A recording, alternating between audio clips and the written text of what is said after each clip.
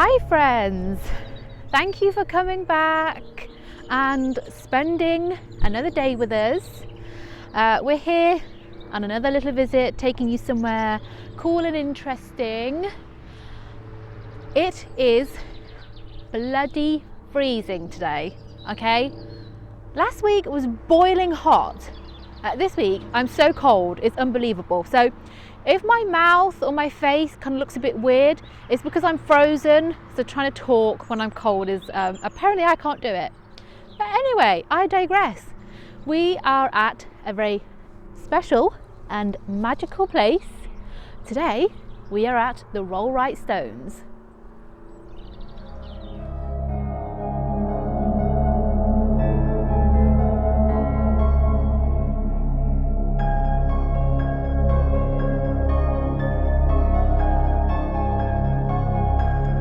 The Rollright Stones consist of 3 separate megalithic structures.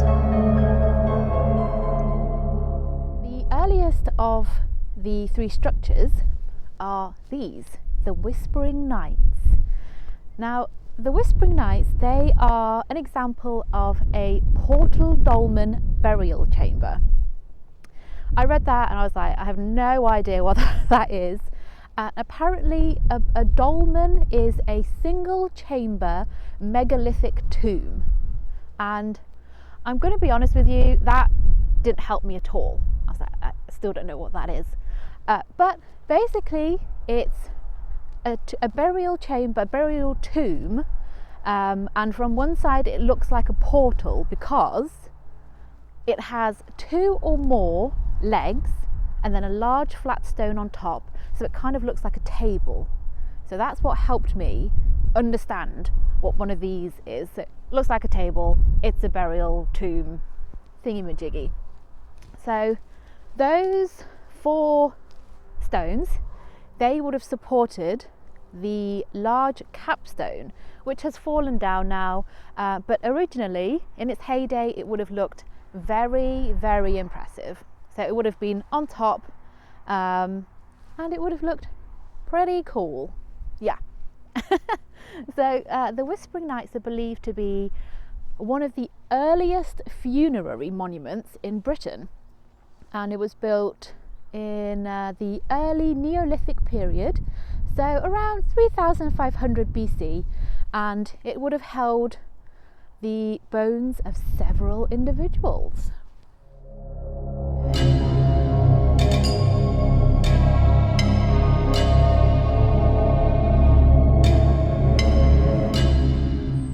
Next to be built was the King's Men Stone Circle. Now this stone circle was built in the late Neolithic period, around 2500 BC.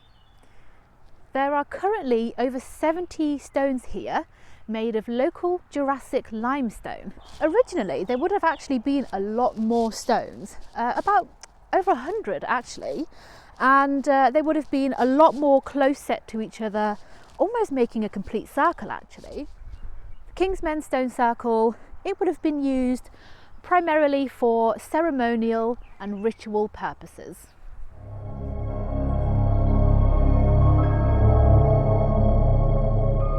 The last to be built is this fella here, the King's Stone.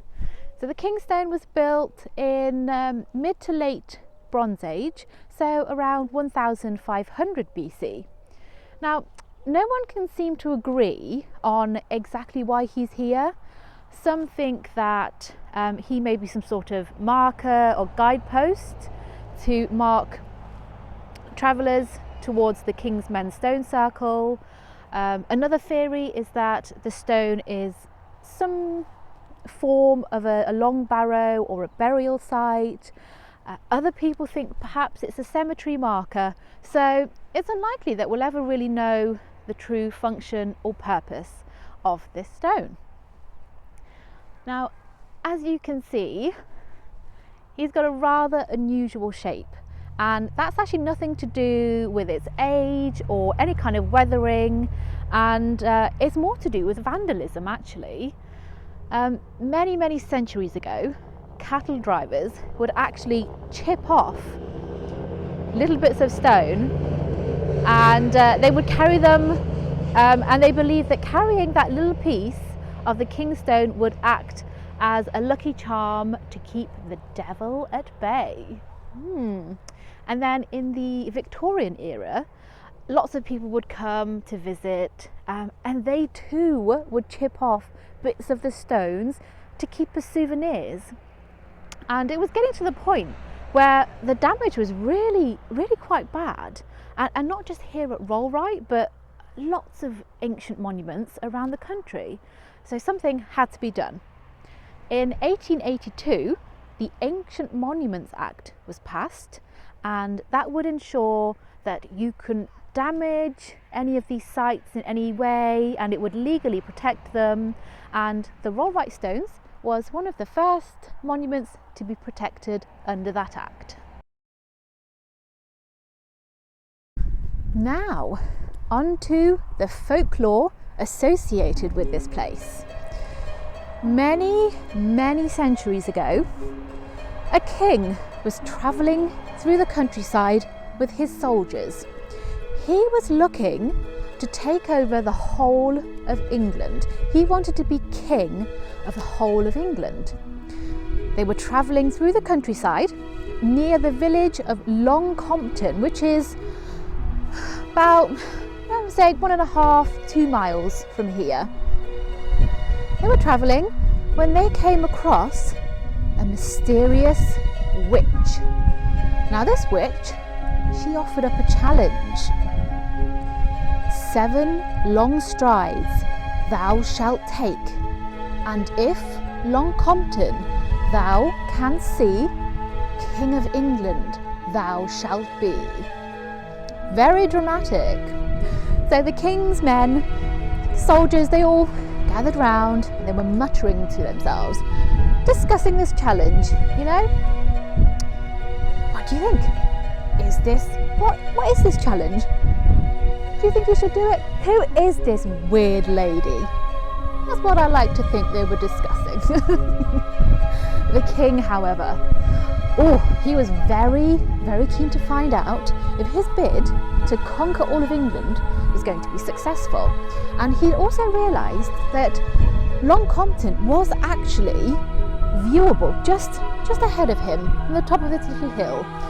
So, easy peasy, he thought, I can do this. Off he went, and he did his 7 long strides. Before he could finish those 7 steps though, the ground rose up in front of him, and it's actually said to be this little hill here. It rose up in front of him and it blocked his view of the village. The witch was delighted. As Longcompton thou canst not see, King of England thou shalt not be. Rise up stick and stand still stone, for King of England thou shalt be none. Thou and thy men hoar stones shall be, and I myself an elder tree. The king was transformed into stone, and he became the King Stone. This guy here, we met him earlier, didn't we? So that's the king turned to stone. The king's soldiers were also turned to stone, and they became the King's Men Stone Circle.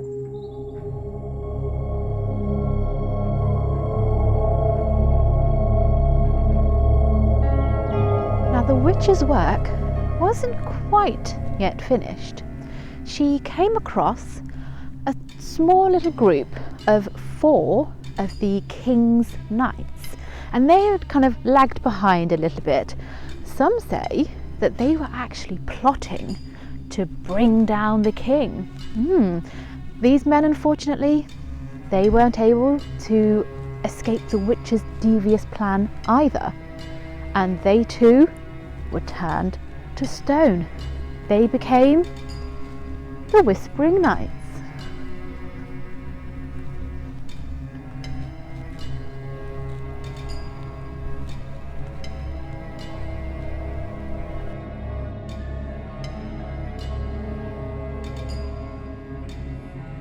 the witch's work was finally done, and she was very happy. She found herself a comfy little spot in a nearby hedgerow, and she transformed into an elder tree. Nobody knows the exact location of this witch elder, but she's said to still be around here somewhere, keeping an eye on the king and his soldiers. It's said that if this tree were to be cut, these stones would come back to life. Now, the stones are very associated with fertility, and Rollright is actually the site of a couple of fertility rituals. Now, one local custom tells of how the girls from the local villages, they would come here and they would sit by the King's Stone on the night of Midsummer's Eve. And they would sit there and they would listen really carefully, and they hoped to hear, carried on the wind, whispers of the name of their future husband. Now, local women also believed that the King's Stone could increase their chances of pregnancy, and that it could help with fertility. So they would come and they would pray by the King's Stone and ask for help in increasing their chances of getting pregnant. Now, some of those local women would also rub their bare breasts on the King's Stone because they believed, again, it would help them get pregnant. Another custom tells how the young maidens from the local villages would come down here to the stone circle and they would dance around the stones naked.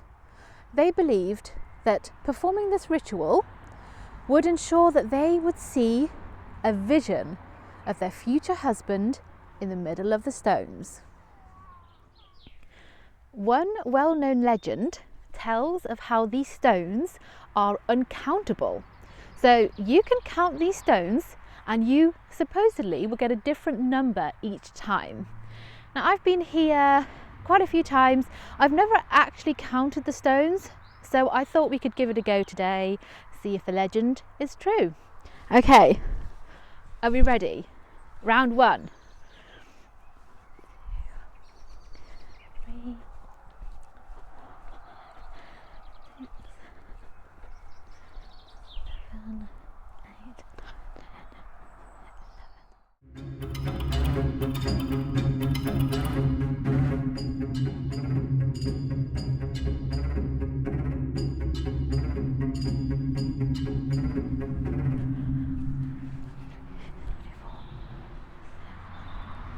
Right, that was 75 stones. Let's go again and let's see how many I get this time.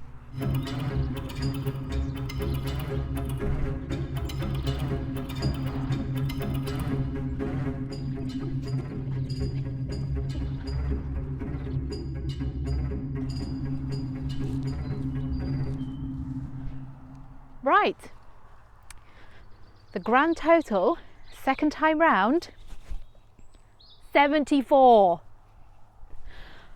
I mean, okay, some of the stones are a little difficult to tell if they're just one stone or two, so perhaps I got confused and counted it differently the second time. That's pretty cool though. I really like that. Okay, Mark's going to give it a go now and we're going to see what he gets. Haha! Well, now I'm going to do it the scientific way by using my brain. Let's go.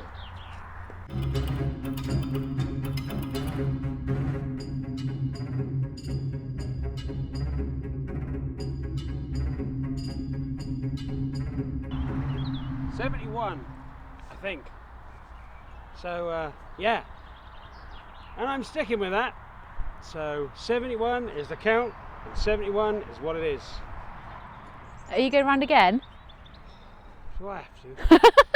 Let's do it again, quick. Okay.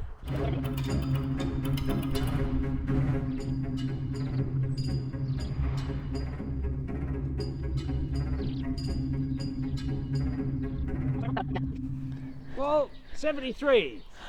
Ah, there you go. See, So by the law of legend is averages- true. By law of averages, 73 or 2. What do you think? Who knows? The law of averages dictate that it's about 72, possibly 75, maybe 60. Who knows? And I'll leave you in the capable hands of Steph. So I counted 74 stones the first time, and then 75. I think that's right. I think. And then Mark counted 71 and 73?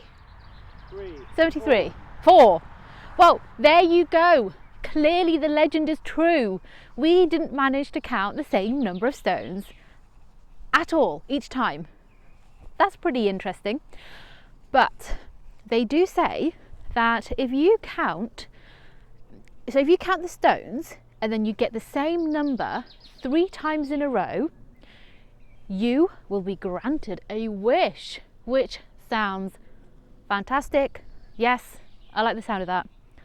Except there are some that say that if you count the stones and you get the same number 3 times, you will suffer some sort of great disaster or tragedy.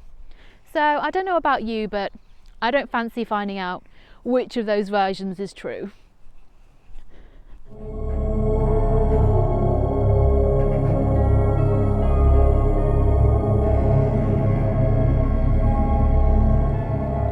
People have been gathering at this site for thousands of years, and one tradition that still continues to this day is the gathering of people at the solstices. Yeah, and we've been coming here since, well, a long time now, and it's a really lovely place to be.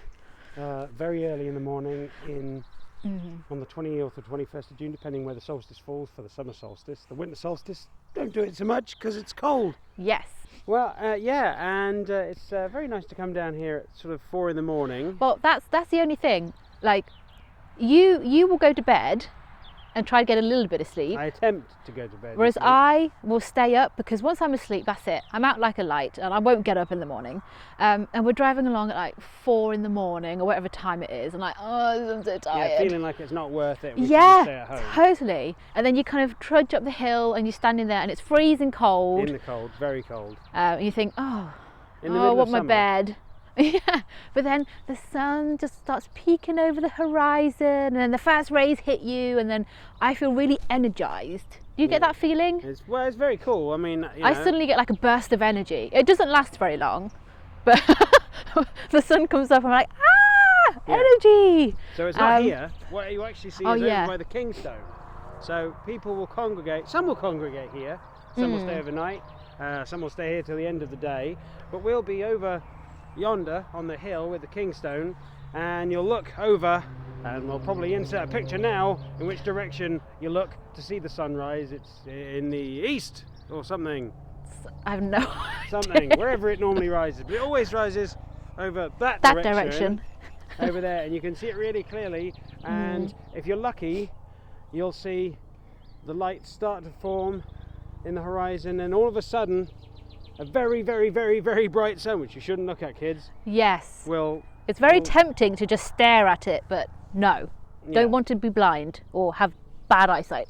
No, but it will appear and then gradually rise, and people will play instruments and chant and all kinds of things. And dance. yeah, it's great fun. You know, some people are very pagan that come here and celebrate it like that in their own way, and other people who just enjoy nature and the glory of all things natural, and being up early for once in their lives, once a year, will come like me, and just take it all in. And it's an amazing place to see that and celebrate the longest day. Yes, highly recommended to do it just once in your life if you can. Really, really wonderful experience. So yay! Well, thank you for hanging out with us again today. I think it's been definitely a little less spooky and ghostly today. We'll get back to that. Yeah, it's been more folklore and legend, but still really interesting. And I mean, quite spooky when you think about it. A king and his men supposedly being turned into stones. You know, these are all men, human men turned to stone, and they've been stood here for thousands of years. Quite spooky. So, oh, one thing I should mention before we go is we have a new, what would we call it, like a new series? Feature. Yeah, so a new type of video coming, hopefully in the next couple of weeks, and we are super excited about it. And the first is going to be a series of videos, and the first one is going to be kind of linked here. I thought it would be a good one. You will see. I don't want to reveal too much and ruin the surprise, so keep an eye out for that. But thank you for coming and hanging out with us and spending time with us, and until next time we shall say bye. Bye.